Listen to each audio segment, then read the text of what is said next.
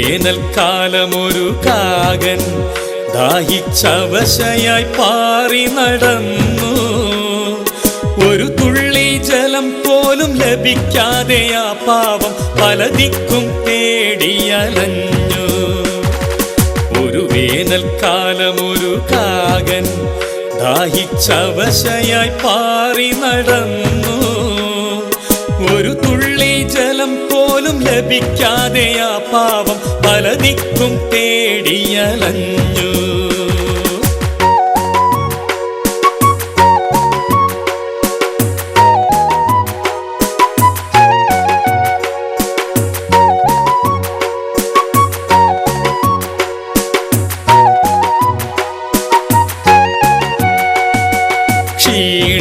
ക്ഷീണിച്ചു കാക്കച്ചിയമ്മ ഒരു വാഴക്കൈയിൽ ഇരുന്നു. നാനാഭാഗത്തും നോക്കിയിരിക്കെ ഒരു മൺകുടം അങ്ങകലെ കണ്ടു.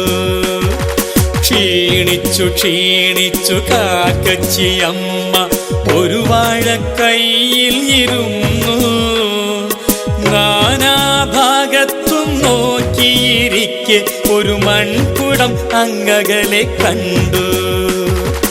ആർത്തിയിൽ ദാഹം തീർക്കുവാൻ കാക്കയും മൺകുടവക്കിൽ ഇരുന്നു.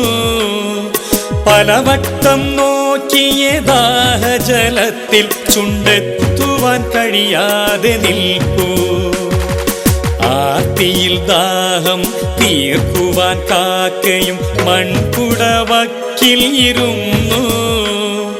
പലവട്ടം നോക്കിയ ദാഹജലത്തിൽ ചുണ്ടെത്തുവാൻ കഴിയാതെ നിൽപ്പൂ.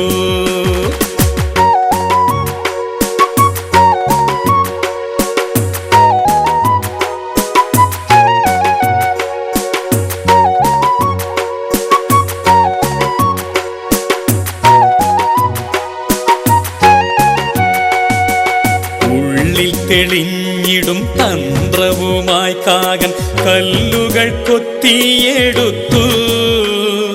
വെള്ളം ഉയരുവാൻ കല്ലുകൾ ഭരണിയിൽ നിറച്ചിട്ട് ദാഹവും തീർത്തു.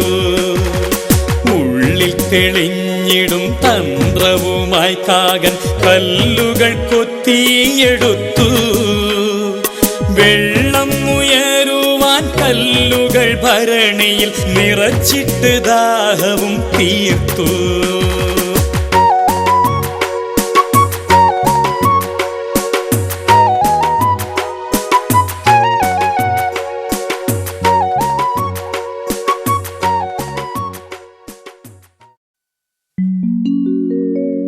പ്രതിസന്ധികൾ വന്നണയും സമയം തൻ ബുദ്ധിയും തന്ത്രവും ആയുധമാക്കൂ.